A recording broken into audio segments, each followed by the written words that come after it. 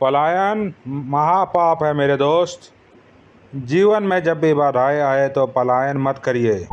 एक बार भागने की आदत पड़ गई तो जिंदगी भर आदमी भागते रहता है, सारी उम्र भागता रहता है। याद रखना, पेड़ कटने के बाद दोबारा बड़ा हो जाता है, चांद फिर से बड़ा हो जाता है।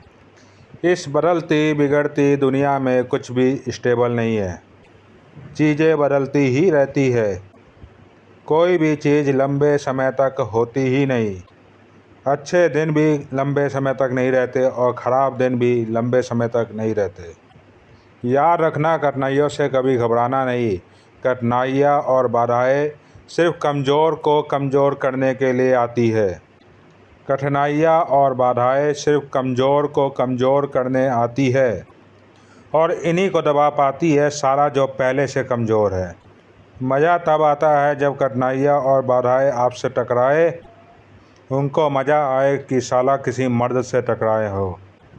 जब टकराए तो उन्हें मज़ा आना चाहिए कि कोई आदमी टकराया है। साला हालत ख़राब हो जाए एकदम, ऐसा नहीं और बिस्तर बिस्तर बंद कर दिया कि हमारी तो होली काम। सबसे आसान तरीका क्या है? वो है पलायन। हर आदमी थोड़ी सी प्रॉब्लम आते ही यही रास्ता चुनता है।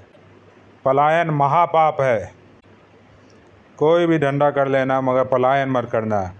पलायन एक बार पलायन कर दिया तो गंदी आदत लग जाएगी। यहाँ से वहाँ जाओगे, वहाँ से कहीं दूसरी तरफ जाओगे।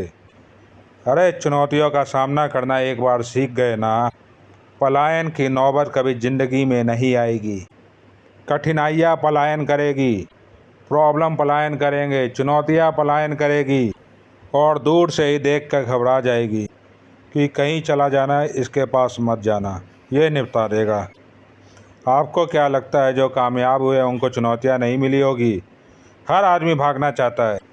अर्जुन को देखो, लड़ाई के बीच में, लड़ाई शुरू होने वाली है, उसके बीच में कह रहा है कुरुक्षेत्र के युद्ध में सब तैयार है, दोनों सेनाएं आमने सामने खड़ी है, सब घर बार छोड़ कर आए हैं और अर्जुन उसके बीच में कहता है ना, नहीं लड़ता। क्यों नहीं लड़ता? अपना तर्क है उसके पास भी। जो पलायन करते हैं साला सब के पास कोई ना कोई तर्क है और जिसका तर्क सुनो लगता है बात तो ठीक कह रहा है।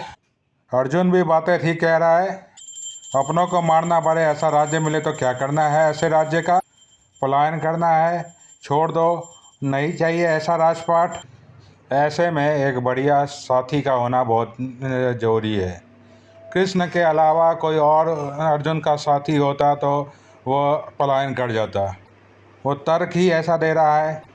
कोई और दोस्त साथी होता तो वो तर्क ही ऐसा दे रहा है कि उसे आपको भी लगता कि जा। लेकिन भगवान कृष्ण ने ऐसा नहीं बोला।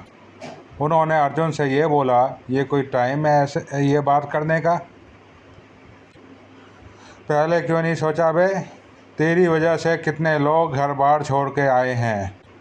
तेरी वजह से बहुत सारे राजा लोग आ गए हैं लड़ने। उनको क्या मुंह दिखाएगा?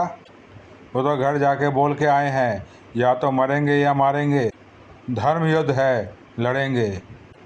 और आज अगर तू भाग गया तो वो घर जाके क्या मुंह दिखाएंगे? अभी पलायन का रास्ता नहीं है मेरे दोस्त। ये आने से पहले सोचना चाहिए था। इतिहास उनको कभी इज्जत नहीं देता मेरे दोस्त जो बिन पैंदी के लोटे होते हैं। याद रखना मेरी बात, उनकी इज्जत होती ही नहीं है।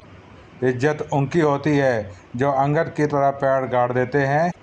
कठिनाइयाँ कुछ भी हो साला फिर से खड़े हो जाते हैं और अपना काम पूरा करते हैं। मैं आपको एक उदाहरण देता हूँ जिससे आपको जल्दी समझ आएगा। टेस्ला कंपनी 2003 में शुरू हुई थी। एलन मस्क घुसे 2004 के अंदर। आपकी जानकारी के लिए बता दूं, पहला प्रॉफिट कंपनी ने शुरू होने के 10 साल के बाद बनाया है। टेस्ला का पहला मुनाफा 2013 में हुआ और कंपनी शुरू हुई साल 2003 में। क्या टेस्ला के मालिकों को भी पलायन कर देना चाहिए था? 10 साल हो गए, छोड़ दो इस कंपनी को, नहीं हो रहा तो कुछ और करते हैं। नहीं, इन लोगों को अपने आप पर भरोसा, अपने आइडिया पर भरोसा था। दुनिया इनको प्रभावित नहीं कर सकी। एक दिन साला इन्होंने ही पूरी दुनिया को प्रभावित कर डाला। दोस्तों, जो कंपनी 10 साल में 1 रुपया प्रॉफिट नहीं कमाया था, आज 8,36,000 करोड़ रुपए का एसेट वैल्यू है। और ये कहानियाँ सुनने के लिए नहीं है, ये इनको ज़िंदगी में इम्प्लीमेंट करना होता है। दूसरा एग्जांपल मैं आपको फेडेक्स का देता हूँ। फेडेक्स 1971 में स्टार्ट हुई और अपना पहला प्रॉफिट उन्होंने 1975 में बनाया है, यानी कि शुरू होने के 4 साल के बाद। यानी कि पहले 4 साल फेडेक्स ने 1 रुपया का मुनाफा नहीं कमाया है। आज उनका एसेट वैल्यू 6,86,000 करोड़ रुपए का है और उनके पास करीब करीब 5 लाख लोग काम करते हैं। ये वही कंपनी है जिसने पहले 4 साल में 1 रुपया भी नहीं कमाया था। बड़े लोग यूं ही साला बड़े नहीं हो गए, शेर का जिगरा लेकर आए थे। अपने काम पर भरोसा था। ऐसा नहीं था कि 4 लोग पिन मारेंगे तो साला गुब्बारा ही फटकर हाथ में आ जाए। तीसरा उदाहरण है अमेजॉन। 1994 में जेफ बेजोस ने इसको स्टार्ट किया और 9 साल तक इसने 1 रुपया नहीं कमाया। 9 साल अपने आप से पैसा लगाया, उधार मांग कर पैसा लगाया, 1 रुपया भी मुनाफा नहीं कमाया। अब 2003 में इसका ब्रांड वैल्यू 41,60,000 करोड़ रुपए का है। आज के डेट में लोग क्या कहते होंगे इन 9 सालों में?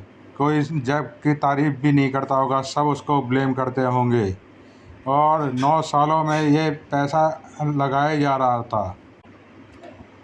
पीछे से भरोसा था कि मैं जो आइडिया लेके चल रहा हूँ, एक दिन दुनिया पर राज करूँगा। मैंने आपसे कहा, बड़े लोग यूं ही बड़े नहीं हुए, तुक्के में विरासत में बड़े नहीं हुए। इन लोगों में साला शेर का जिगरा है।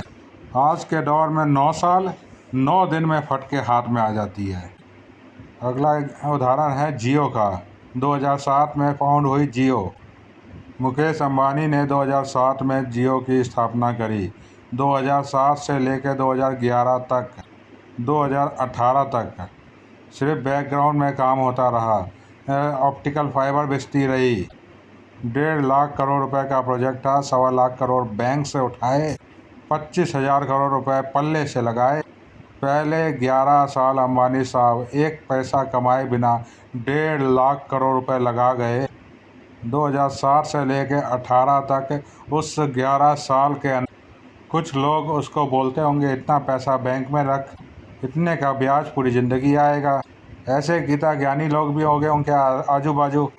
लेकिन मज़े की बात ये थी कि उसको पता था ऐसे हराम खोरों से सलाह नहीं लेनी है।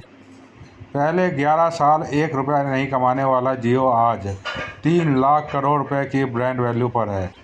3 लाख करोड़ रुपए की एसेट वैल्यू है आज की डेट में। कोई भी काम एम्प्लॉय माइंडसेट से हो ही नहीं सकता।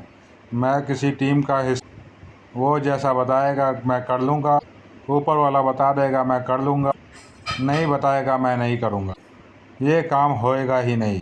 तो इस बात को अच्छे से समझ लो, पेशेंस रखनी पड़ेगी। बहुत समय ऐसा होगा कि रिजल्ट नहीं आएगा, प्रोग्रेस नहीं दिखेगी, लोग परेशान करेंगे। ऐसा दर्जनों एग्जाम्पल आप गूगल पर जाएंगे तो मिल जाएंगे। मैंने कोई हैरान करने वाली चीज़ आपको नहीं बताई।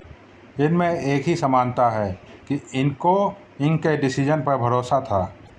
आपने भी जो काम शुरू किया था वो आपने एक डिसीजन लिया था, उस डिसीजन पे की आपको अब लाज बचानी है। ये डिसीजन गलत नहीं है, ये डिसीजन पे आपको चट्टान की तरह टिके रहना है। ये चुनौती तुम्हारे लिए नहीं है, मगर ये चुनौती हमेशा से थी। हर चौथे दिन कोई ऐसी सिचुएशन होगी कि आपको लगेगा कि मैं इसे छोड़ दूं। एक बात याद रखना कि चींटी के आगे कितना भी अवरोध पैदा कर दो, वो रास्ता बना ही लेगी अपने मंजिल तक जाने की। आप रखो चींटी के आगे कुछ भी, मैं दावा करता हूँ कि वो पलट के वापस नहीं जाएगी। पेंसिल रख दो साला, पेंसिल के ऊपर से निकल जाएगी।